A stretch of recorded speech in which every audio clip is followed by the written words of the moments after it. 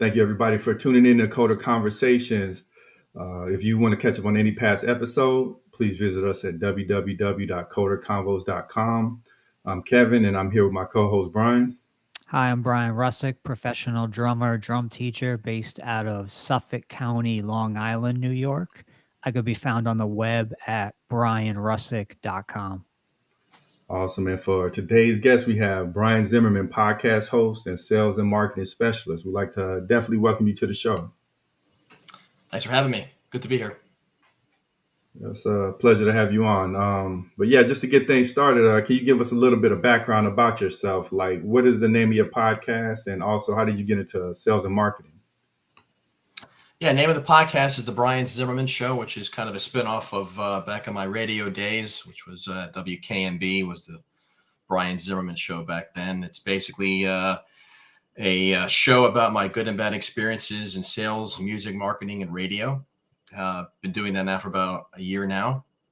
And sales and marketing kind of got into that a few years back, kind of doing the front end sales and then some marketing content as well with video and direct mail and email marketing and advertising and all that good stuff to help drive audience awareness and engagement.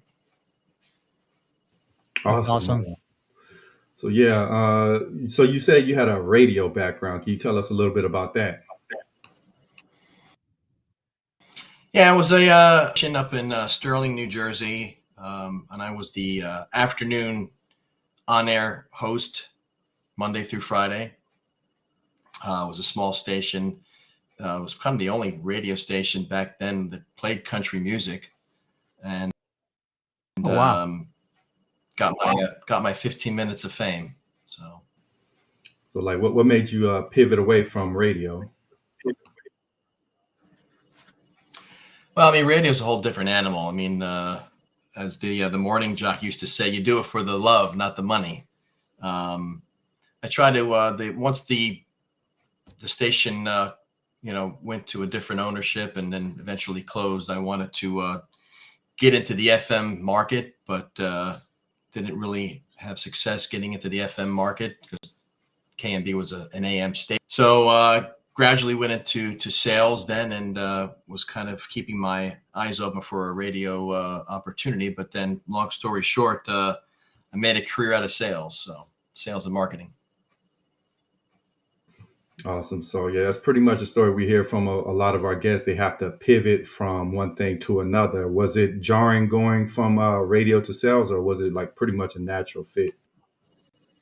Well, I mean, I actually started in sales. Believe it or not, it took me about four or 5 years to actually get into radio. I started in sales first. Oh, wow. And then, I started in sales first, believe it or not. And then got my break 5 years later, believe it or not, through that KMB station. So that's crazy. Yeah. That's a great opportunity. Yep. So yeah, what was required for you to like really be a good salesman?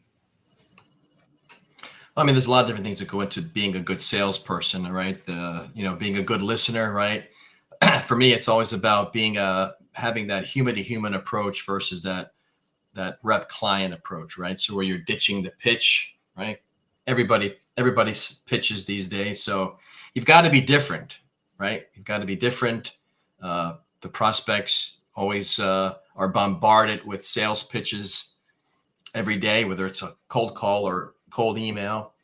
And what you have to do is you have to stand out from the crowd. I call it being a red X. So it's you're being a red X standing out in the sea of sameness, right? So if you don't stand out and be different, you're never going to get, you're not going to be successful. So. Yeah, I definitely agree with you there. And I think one of the difficulties with sales is that, a lot of times people might feel harassed if you don't present yourself correctly. Like they don't want to be bothered with a quote unquote sales pitch. So how do you like present yourself without kind of like annoying the client? I was going to say, or a pushy salesperson, right? You have to have that human to human approach so prospects don't smell your commission breath, right? So yeah, you're ditching that pitch, right? You're having that normal conversation and you're trying to uncover their pains, their challenges, their problems that hopefully you can help solve. If you say to them, this is what we do, this is how it works, this is what it costs, are you interested, like everybody else does, the average salesperson, you're going to get hung up on, you're going to get those not interested, Yeah. and you're going to just keep going and successful. So there's a better way to do it if you know how. Yeah, for me, I used to work in sales and insurance sales. I was doing life insurance, health insurance, and I did that for years. And it's just Yeah. one of those things that kind of came naturally. I had an opportunity when I was 18. My sister was working for this health insurance broker out of LA, and he really liked my voice. He said, "Hey, you got a great phone voice. Do you want to work for us?" And I'm 18. I'm like, "Sure, I'll work remotely." So I was in Connecticut at the time. I grew up in Bridgeport, Connecticut. Started doing health insurance, and really, it just taught me about people. It taught me that everyone is unique. You can talk to anyone. That ability to be able to talk to anyone and everyone, Yeah. I think, is one of the main keys to being successful in sales. Right. You hit it on the nail, the tone, right? Having that tone of Yes. voice, right? If you come across as trying to, if you're nervous or, you're talking too fast or talking too much, the prospects get turned off about that. Yeah. So definitely having a clear speaking voice, a calm nature to your voice, the tone, always say the tone is a big part of success as well. So yeah. You come across as being authentic versus being needy and pushy. Huge difference. Yeah. So would you say it's more about like figuring out what the client wants and solving their need versus like pushing a product on them? Exactly. Right. It's all about, being an investigator, right? You're trying to uncover that pain or latent pain. Sometimes prospects don't know they have a pain.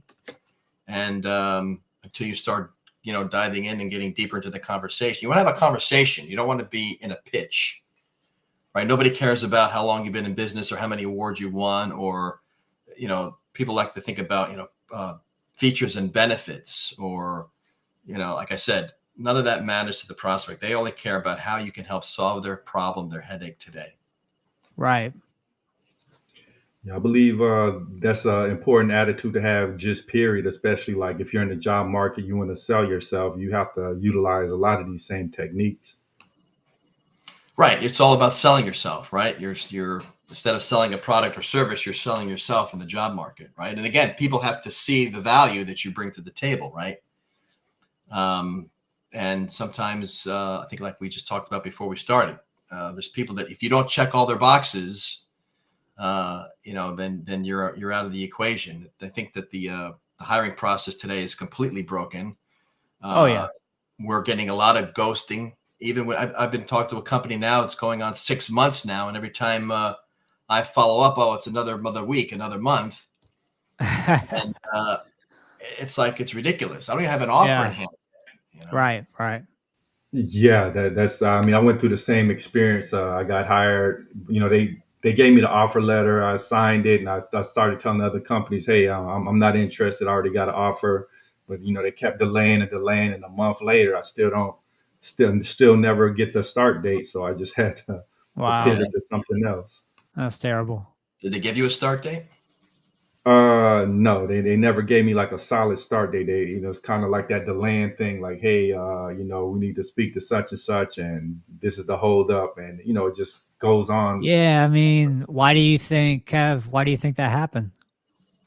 Well, I think realistically, the company had a bunch of layoffs coming down the line, so thank God I never got with that company. But sometimes I guess they give the budget to hire somebody, and then the higher ups they give the director to start laying people off. So Right. it's just like a conflict of interest, I guess. Yeah. I guess companies can now because they have so many people applying for the job. Like they can kind of just keep the bait out there while they look for, I guess, quote unquote, the absolute best candidate. Right. They could, they could basically do whatever they want. They can get a senior, like let's say, programming jobs, like senior Angular developer. There's so many people out of work that senior Angular developer will take an entry level role. And then you got to figure, okay, if they're taking entry level roles because they're desperate, what are the entry level people getting or taking? I feel like, especially with AI too coming into the picture with programming, it's got to be really, really difficult to break in right now. Yeah, absolutely. And I'm sure it's the same thing with sales, right, Brian? Like it's just incredibly difficult, especially for somebody new to break into that field. Well, what's happening in sales is, people, companies, let go a salesperson before that didn't work out. Now they're afraid to hire another salesperson because, again, it's building up that trust, right? Um, and I bring a lot of years of experience, and I bring a little bit of a different value to the table than we just talked about than the average salesperson. There's some marketing stuff in there. I've worked with Fortune 500 companies and that sort of thing. So I have a pretty good, solid, experience selling and doing the sales and marketing stuff.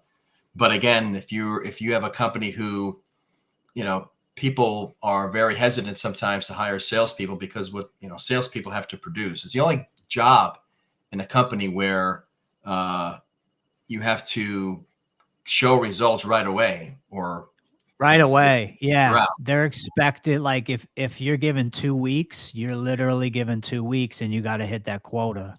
Right. And sales doesn't work that way.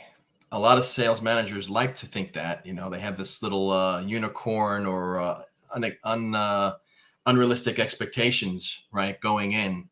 Right. But sales is a process, right? Um, and I've worked with many different sales coaches and trainers throughout my career. And again, talking about that human to human connection, it's not going through that shiny sales pitch that your sales manager wants you to read off of, right? Right.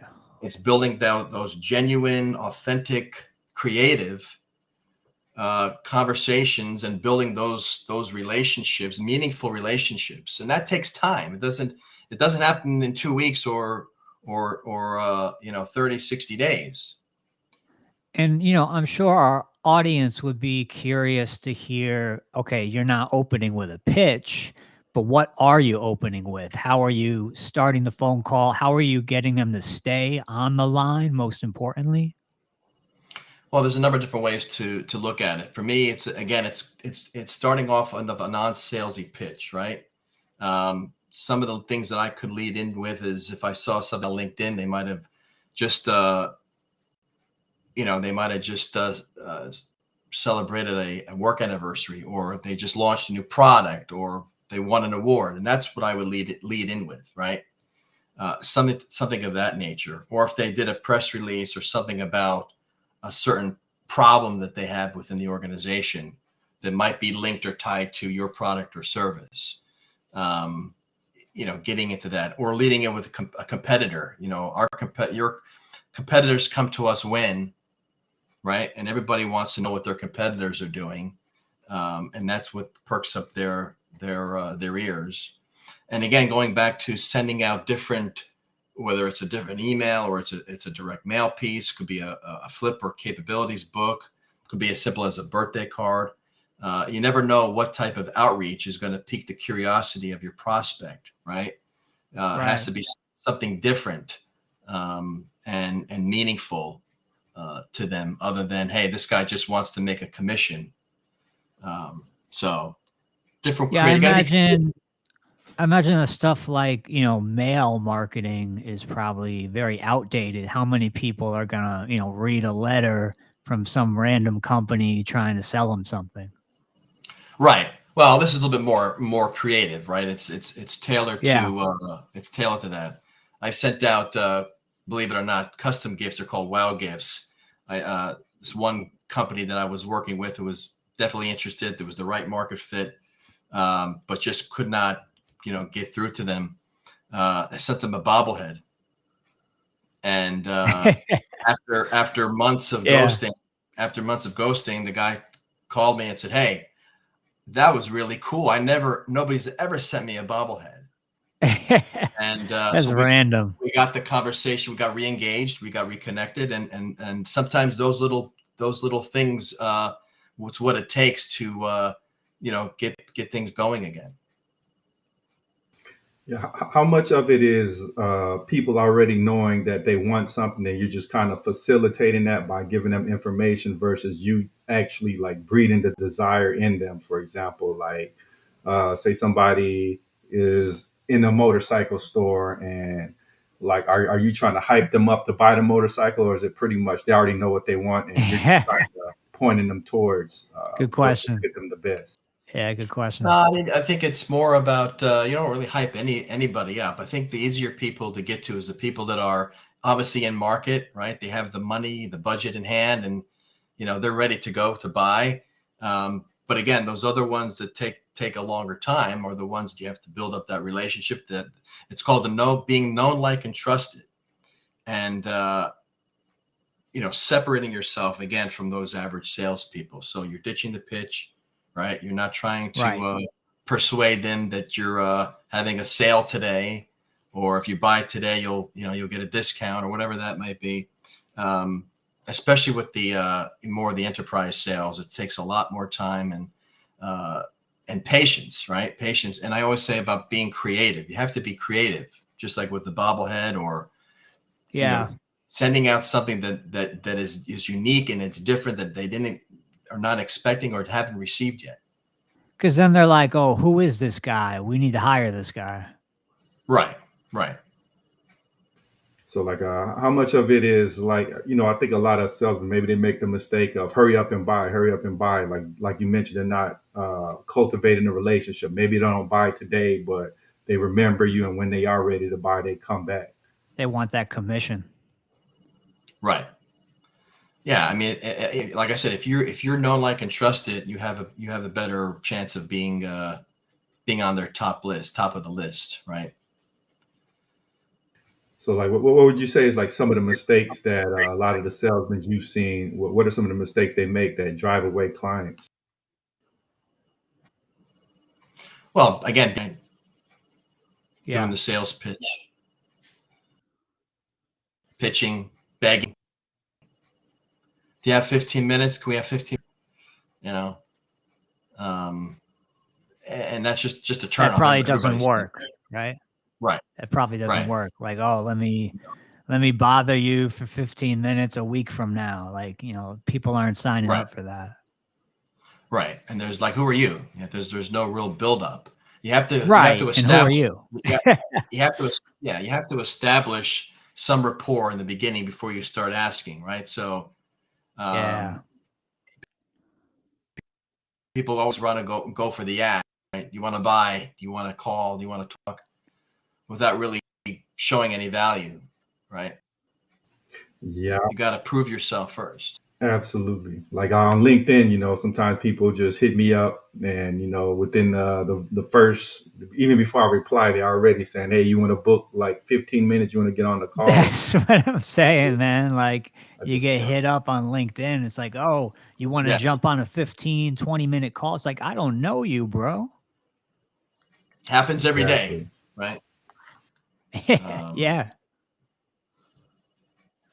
It's like the approach I've seen that works for me at least is like, somebody they like you mentioned, they don't come off as a salesman. Maybe they offer a lot of value first. They give you a lot of information, maybe some seminars with some useful information, and then they're like, hey, if you want more, I'm having this master class or something, but they're not pushing you into it. They're just giving you value and then presenting the higher, the paid version during that free presentation. Right. Right. So like AI is very prevalent in every field now, it seems like. How is it affecting sales? Well, there's always there's a big controversy about AI in many different industries. Right. AI obviously takes away the human element, right? And it all depends on really what it's used for. Some things are good for it, but again, if you're looking for that, nothing can replace that human response or that element that is needed, especially in market research or other areas Right. where you can't rely on technology to answer certain things that really can. Yeah, I think that's what we're getting back to as we increasingly enter the digital age. People want more of that human touch. They want to actually, they don't want to talk to a robot or some AI interface. They want to be live with a human. Yeah, I mean, also it's interesting. I've seen grocery stores open up, way more self checkout lines, and they're decreasing their staff, and they have, maybe 3 lanes open, but then, 15 lanes all self checkout. So it's kind of like they're trying to push it to only having robots at the grocery store. Yeah. Right. I think that's ultimately a mistake though, because people crave the human interaction, It is a mistake. Absolutely.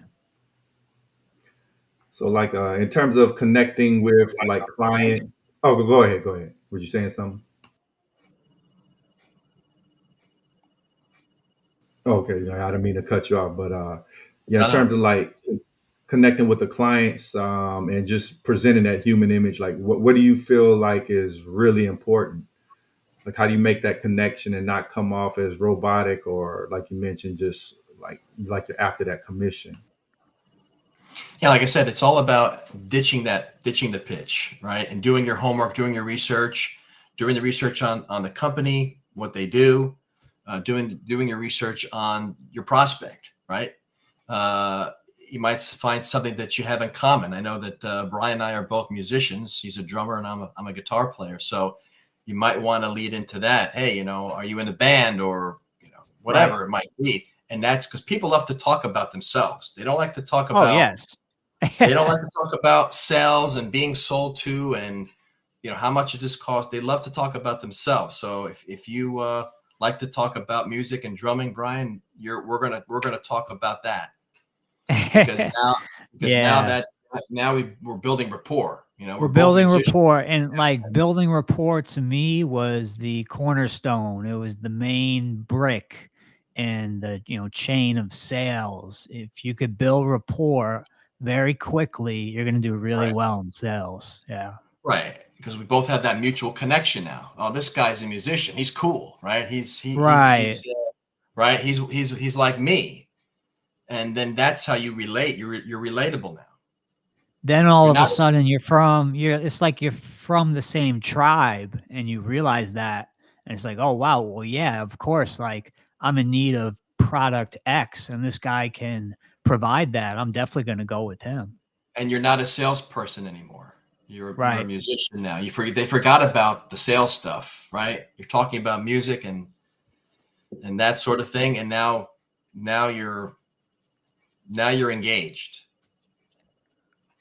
So like how do you avoid like okay, say like you're really connecting to making rapport, you're talking about music and stuff. Like how do you avoid just like never getting to make like at least doing some kind of pitch? Like are you just comfortable with just walking away and then maybe hoping they reconnect sometime or Well, I mean, you could say something like, what do you do? Or they might ask, well, what do you do? And you can just kind of just say, well, my company does X, Y, Z, or something like that. You could do a very like a mini sort of, I'm not going to call it a pitch, but a mini sort of segue into what you do. You know, we're finding that companies like you are having issues with A, B, C, or X, Y, Z. Can you relate to that at all? Does that affect you? And you might want to. And if they say yeah, then you know that you might have somebody there that's that you might have has that problem that you can Yeah, solve. that sounds like a pretty solid opener to me. Yeah, you never want to go into a pitch. Hey, great, you play drums. Oh, by the way, you're interested in buying my product. No, you don't want to do You that. do want to buy life insurance, right? Yeah, no, you still have to. You can't come across as pushy, right? So you have to, and again, it's once you have that know, like, and trust relationship going on and building that rapport, they're more open to talking with you because their guards are down, right? Their guards are down. They know you're not going to try to sell them something. so like is it important to okay, say you establish rapport with somebody instead of like pushing for a sale, you kind of just leave them like, hey man, I also sell life insurance policy. You just check me out. Here's my business card, and then just leave it at that. Well, you could also say, well, what are you paying on your, what are you paying, on your insurance? There's also a good example that I use if you're, selling, like water, for the water bill or something like that, or somebody might have a sprinkler system, right? So you're trying to get their water bill down, and no, they're not interested in lowering their water bill. But as you notice that you're walking around their property, you notice that they have a leaky sprinkler, right? Right. How do you know you're not overpaying on your water bill due to this leaky sprinkler? So now the light bulb goes off in their head saying, you know what, I never thought of that before. Our bill last month was our bill this month was higher than last month. I think that might be the problem. And you didn't do any selling or pitching. You just pointed out to that sprinkler system, the sprinkler that was leaking, that could possibly point to a problem they had, latent pain. Right. And now you might have a new customer because now that as a result of that leaky sprinkler, they are in fact paying more. So that's always a good example that I like to use. You're not pitching; you're just kind of guiding the prospect to the problem if they don't know they have a problem. Yeah, and another thing that's funny with sales, as I was exiting sales, I was doing a lot of cold calling. I was doing employee benefits, so group health insurance, and it's a hyper competitive market because once you get one company, you're making like $250, $500 a month on one client only, so it's extremely competitive. And I felt like, at a certain point, I had to step away from it to kind of like pursue music, basically. But as I was stepping away, everyone was calling me back. All the leads I had from like 5, 6 months ago, everyone's now calling me back. Hey, we want your, product X. We want that. And I'm just like, oh, great. I have to forward this over, to this other guy I know who still works there. And he's going to get all the credit, all the commission. Like, it didn't seem fair, but it was just interesting. Like, all that prospecting, it's not for nothing. That's what I'm trying to say. Right. Eventually somebody will remember you, right? Yeah. So it seems like it's almost like a garden. You plant the seeds, water it, and then maybe some time later, maybe months later or years later, that's when you reap the fruit. Sometimes, like it's not always immediate. Right. Yeah, I'm glad you brought that up because there's an analogy of chasing butterflies. Well, instead of chasing butterflies, you build a garden and let the butterflies come to the flowers, right? Come to the garden, and that's what you're doing essentially. As you're becoming know, like, and trusted, you're building that relationship up. You're building that garden of trust, and showing your prospects that you're not that pushy salesperson that everybody right. is. You're not that like used car salesman, gimmicky. Yeah. Yeah. I think that's the important lesson is like things don't happen overnight. So the best time to start is now because you're not just going to come in and then 2 days later, you're making millions of dollars with clients beating down your door. It takes time for people to trust you. Right. It's about the right person at the right time, right? Is what it is, right? It's about having that gradualness, right? And it takes time. It takes, like I said, sometimes it takes shorter than others, longer than others. It all depends on what the timing, all that different things can play into that. But yeah, pretty much like what I used to do when I was doing health insurance sales over the phone. I would say, so we'd get the leads in a CRM that the owner built. He was like a computer whiz. So we built the CRM and we're, calling leads and making notations or whatever on the calls. And then we got a group chat with Skype. So we, can figure out who's going to call this person first or whatever. But I would usually lead the pitch with something like, hi, Is this Marcus? Yes. Hi, Marcus. I noticed you were online looking for health insurance. Would you be interested in a $92 plan from Blue Shield? Like, I'll just throw it out immediately. And then you could see, okay, either they're interested or they're not, or they just want to talk, you know? Right. Well, that's inbound, right? That's an inbound lead. My focus was a Inbound. lot. Yeah. Inbound. My focus is a lot more on the outbound, right? So the hunter role where you have to actually go out and get them, and versus them coming to you. But yeah, it's the same. It's the same principle as trying not to be that pushy, sales pitch. Yeah. So yeah, like how do you like you mentioned you're kind of hunting down these prospects? How do you mention somebody that like you figure they're a lot more likely to want to buy, like versus somebody that's going to waste your time? Like what are the traits that you've identified that increase the probability of them actually being a client? Well, they do most of the talking. You have to let the prospect do most of the talking. And you can tell, I have to get rid of this pain. I have to get rid of this problem. Depends how big the pain is, how fast, quickly they want to get rid of it, right?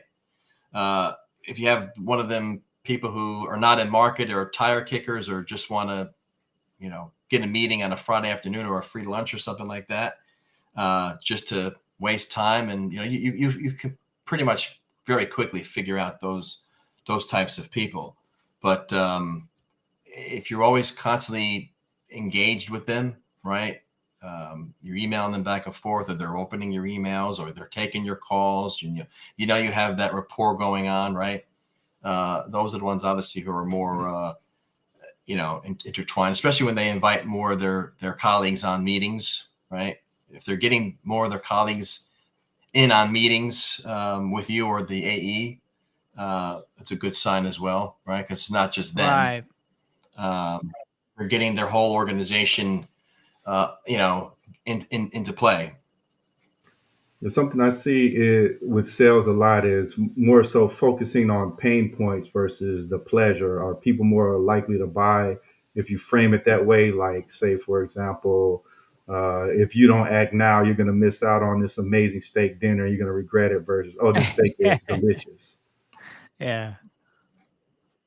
No, I mean, you don't want to say you're going to regret it or anything like that. I mean, you can't force the prospect to buy, They have to, at the end of the day, they have to be convinced that you are genuine enough, that you have a genuine interest in helping them. That you're the guy. They Versus gotta know you're the guy that's gonna help me with problem X.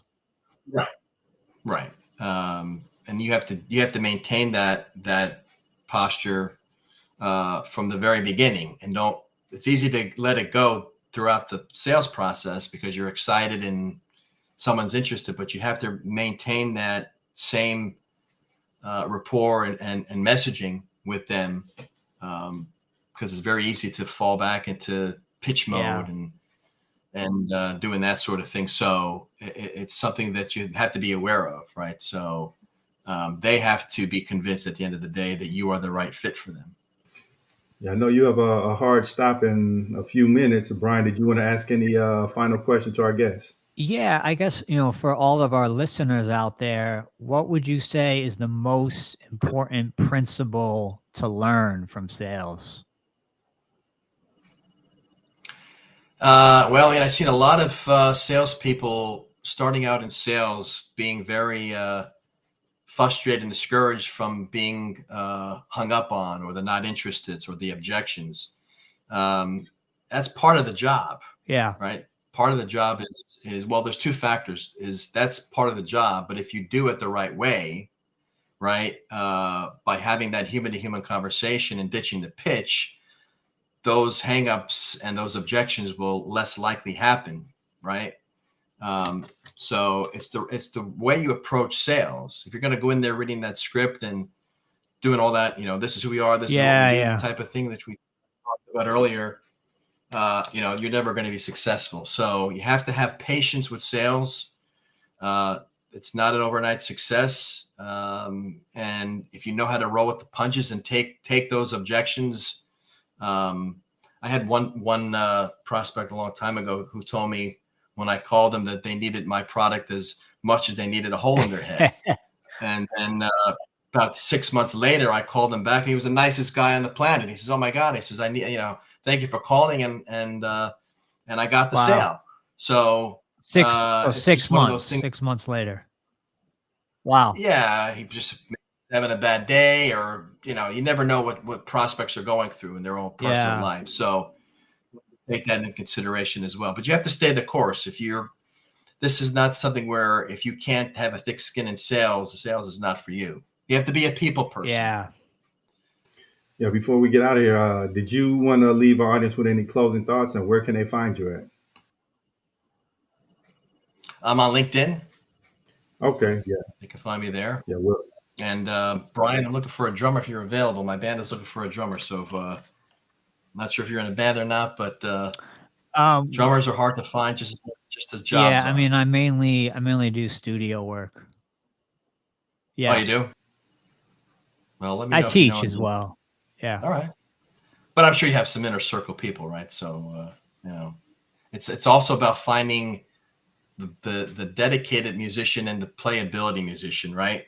The ones that are dedicated, and also the ones that actually can play well. Yeah. My success, my experience has always been finding just one or the other, right? And but yeah, it's always a challenge of finding those two key components, other than finding someone who likes your music that you play. Sure. Right. That's a big part of it. So yeah. But absolutely, man. We wish we could have had you longer, but I know you got to get on out of here. We appreciate you coming on. Anytime you want to come back, just let us know. We'll have you back. Yeah, I'll definitely come back on. I appreciate the time. It was fun. Absolutely. Thanks for having me. Thanks, Brian. Thanks for coming on tonight. And yeah, just know that we really appreciate you coming on. Absolutely. Will do. Thanks, guys. Thanks. Pleasure. And we'd like to thank everybody for tuning in. We'll catch y'all next time.